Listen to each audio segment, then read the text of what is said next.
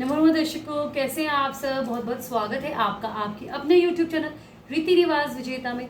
दर्शकों, आज का जो वीडियो है उसमें हम बात करने वाले हैं हरियाली तीज के बारे में। सावन में बहुत सारे हमारे त्योहार आते हैं, जैसे अभी भैया पांचम आया, शिवरात्रि का त्योहार आया और उसके बाद आती है हरियाली तीज या श्रावणी तीज। तो आज उसके बारे में ही बात करेंगे कि ये पूजा आपको कैसे करनी चाहिए और इस दिन बायना कैसे निकालना चाहिए। और ये जो हरियाली जो तीज का जो पर्व है वह भारत के अलग अलग देशों प्रांतों में अलग अलग तरीके से भी मनाया जाता है, उसके बारे में भी आज हम पूरी चर्चा करने वाले हैं। तो वीडियो शुरू करने से पहले कहना चाहूँगी, अगर आज आप मेरे चैनल पर पहली बार आए दोस्तों तो मेरे चैनल को ज़रूर सब्सक्राइब कीजिए। जो नीचे रेड बटन दिख रहा है उसे दबाइए, घंटी के निशान को दबाइए, ताकि जितने भी वीडियोज़ मैं अपलोड करूँ सारे आप तक पहुँच सकें। सावन के महीने में पूरी हर चारों तरफ हरियाली ही हरियाली होती है। ऐसा लगता है कि हर जगह हरे रंग की चादर ओढ़ गई है। उसी में हरियाली तीज यानी जो श्रावण मास के जो शुक्ल पक्ष की जो तृतीया आती है उसको हम हरियाली तीज मनाते हैं। इसको श्रावणी तीज के नाम से भी जाना जाता है। अब की बार यह तीज 23 जुलाई 2020 को पड़ रही है। दोस्तों, इस दिन जैसा कि माना जाता है कि ये जो पर्व है यह उत्तरी भारत में ज़्यादा मनाया जाता है। इसमें कुछ प्रांतों में या कह लीजिए कि अपने रीति रिवाज के अनुसार में कुछ महिलाएं जो कंवारी कन्याओं के साथ साथ में यानी कि जो शादीशुदा महिलाएं हैं वह निर्जला उपवास रखती हैं। लेकिन जैसे हमारे यहाँ पे होता है, हमारे यहाँ पे जो तीज का पर्व मनाया जाता है वहाँ पे हम लोग कोई उपवास नहीं रखते, लेकिन बायना निकाल करके ही भगवान जो शिव पार्वती हैं उनकी पूजा करते हैं और बायना निकाल के सासू माँ को देते हैं। और यही इसी तरीके से एक तरह से हमारे यहाँ पे ये मौज मस्ती का दिन होता है। तो इसमें कुछ भी कोई ऐसा प्रावधान नहीं है कि क्या खाना है क्या नहीं खाना है, हम सब कुछ खा सकते हैं। लेकिन कुछ प्रांतों में इस त्योहार वाले दिन निर्जला व्रत किया जाता है। तो निर्जला व्रत वाले दिन पूरा जो ये व्रत है वह निर्जल ही रखा जाता है। लेकिन अगर आपका स्वास्थ्य ठीक नहीं है तो आप इसमें फलों का सेवन कर सकती हैं। लेकिन जो इस व्रत का जो पारायण होता है, जो ये व्रत खोला जाता है वह अगले दिन खोला जाता है इस व्रत को। तो इस दिन जो दोस्तों तो ये इस तरीके से दो तरीके से ये व्रत मनाया जाता है। अब इस व्रत में क्या इसकी महत्ता क्या है, ये व्रत कब से मनाना शुरू हुआ है, ये आज मैं आपके साथ अब साझा करने वाली हूँ। दोस्तों, इस व्रत में सबसे पहले तो 16 श्रृंगार का बहुत ज़्यादा महत्व है। क्योंकि दोस्तों इसमें जो महिलाएं होती हैं जो व्रत रख रही हैं या नहीं भी, जिनके यहाँ पे व्रत नहीं भी रखा जाता, वह भी इस दिन पूरा श्रृंगार करके इस त्योहार को मनाती हैं। इस दिन जो सावन में एक सिंधारा आता है, तो जो मेकअप करती हैं महिलाएं वह अधिकतर जो मायके से आता है जो सिंधारा, उसी में पूरा आपका जो मेकअप का साज सज्जा का सामान आता है तो उससे किया जाता है। लेकिन अब की बार जो वैश्विक महामारी चल रही है उससे हो सकता है कि ये पॉसिबल ना हो कि जो मायके से ही सामान आए आप उससे करें। तो पहले से भी कई बार मायके से जो सामान आया होता है हम वो इस्तेमाल कर सकते हैं। तो अब की बार मैं भी पूजा इसकी ऐसे ही करने वाली हूँ। दोस्तों, इस दिन आप जो इसकी पूजा करनी है वह आप सुबह स्नान आदि से निवृत्त होने के बाद में सिर ज़रूर धोया जाता है इस व्रत में। तो सिर आपको ज़रूर धोना है दोस्तों।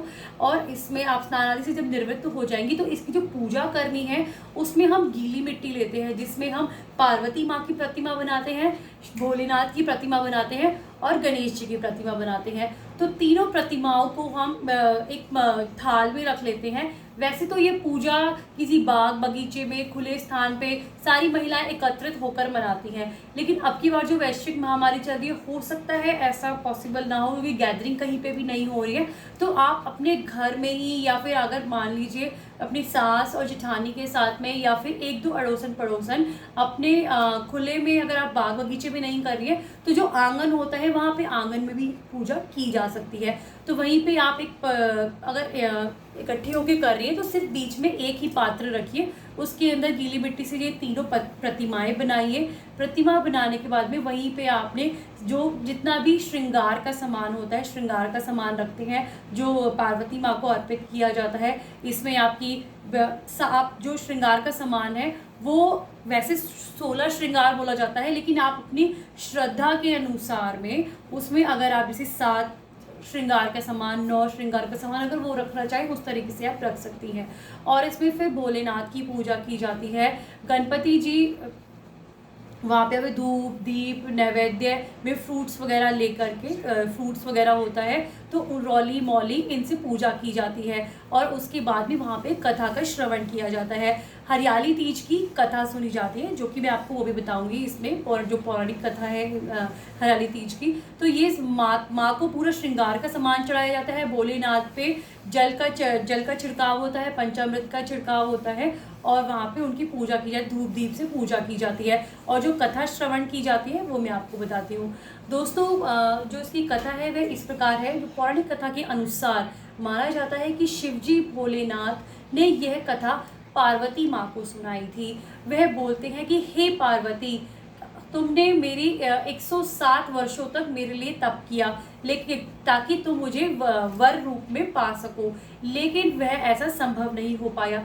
फिर तुमने श्रावण मास की तृतीया को पूरे यह व्रत किया, जिससे कि 108वीं योनि में यह व्रत तुमने हिमालय पर जाकर के एक गुफा में किया, जहाँ से रेत के शिवलिंग बनाकर मेरी पूजा अर्चना की।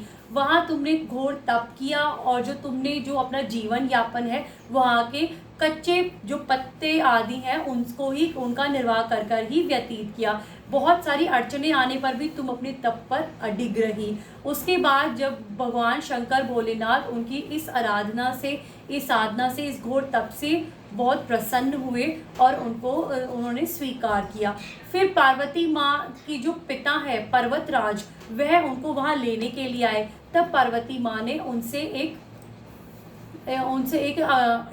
शर्त रखी कि मैं आपके साथ तभी घर आऊँगी कि आप अगर मेरा विवाह भोलेनाथ जी से करा देंगे, जिन्होंने मुझे पूरा स्वीकार कर लिया है, ने मुझे स्वीकार किया है।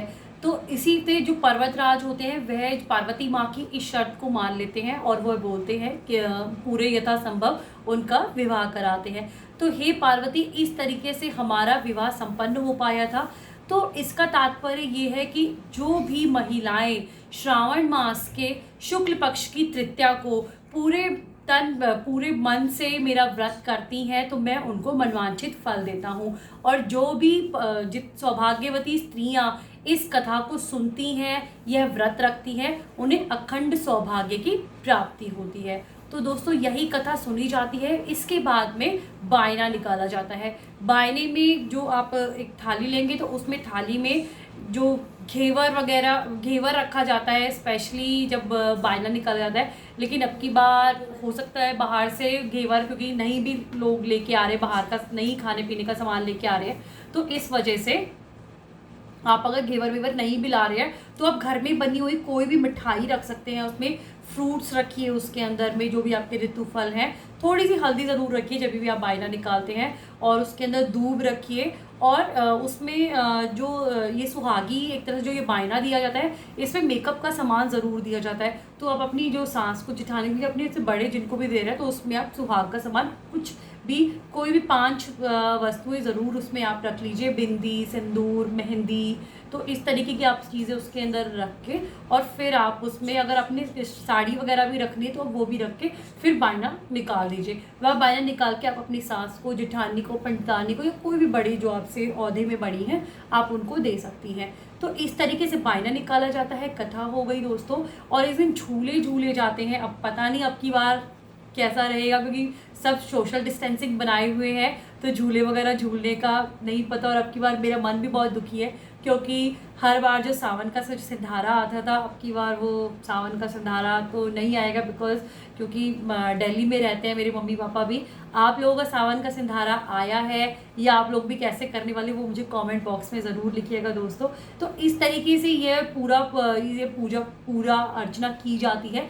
पूजा के बाद में, बायना निकालने के बाद में, अगर आपको लगता है कि निर्जला व्रत आप पूरा रखने में आपको असमर्थ है आप, या आपकी तबीयत आपका साथ नहीं दे रही है, तो आप उसमें चाय पी सकती हैं, कॉफ़ी पी सकती हैं, जूस ले सकती हैं, फ्रूट्स ले सकती हैं। लेकिन ये मतलब उसमें अन्न का सेवन वर्जित है, वो आप नहीं कर सकती। लेकिन जो लोगों के यहाँ पे, जैसे मेरे यहाँ पे ये व्रत नहीं रख सकता, तो भी हम इस कथा को सुनते हैं और उसके बाद बायना निकालते हैं। तो जब तक कथा नहीं सुनते तब तक हम भूखे मतलब रहते हैं। लगा लीजिए जैसे सुबह का नाश्ता नहीं किया तो जो हम कथा जो सुनते हैं, मान लीजिए वो हमने 11 साढ़े 11 12 बजे तक कथा सुन के फिर बायना निकाल के फिर हम चाय पी लेते हैं या फिर कुछ भी खा लेते हैं। तो ये तरीका होता है, मतलब अगर जिनके यहाँ पे व्रत नहीं भी किया जाता वो भी जो कथा है वो मतलब बिना कुछ खाए ही सुनते हैं। तो इस तरीके से ये पूरी पूजा अर्चना की जाती है। और इसमें सबसे सबसे इम्पॉर्टेंट बात है कि पहले दिन मेहंदी लगाना बहुत इम्पॉर्टेंट है, वो आप बिल्कुल भी मत मिस कीजिएगा। तो ऐसे ही बने रहिएगा मेरे साथ, मैं ऐसे ही वीडियोज़ आपके साथ शेयर करती रहूँगी। और मुझे बताइए आपके सावन का संधारा अब की बार आया या आपकी माँ ने आपके लिए क्या संदेश भेजा है। नमो नमः दोस्तों।